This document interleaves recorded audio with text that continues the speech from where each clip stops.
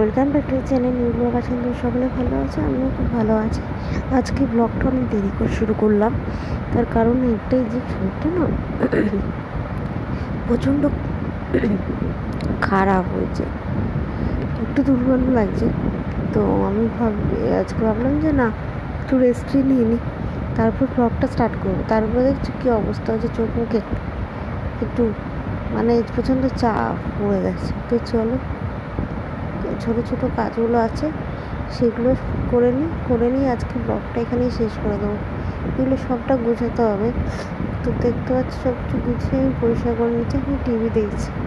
তো রোজকার ব্লগ তো আসতেই থাকছে তার সাথে সাথে।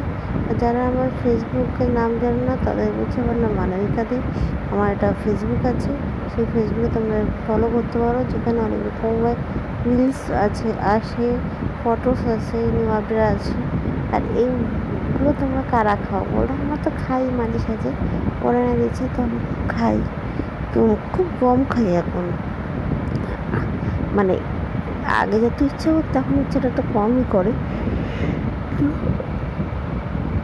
প্রচণ্ড গরম লাগছে, একটা বাজে গরম পড়েছে যে পরিমাণ জন্য শরীরটা হালকা খারাপ লাগছে।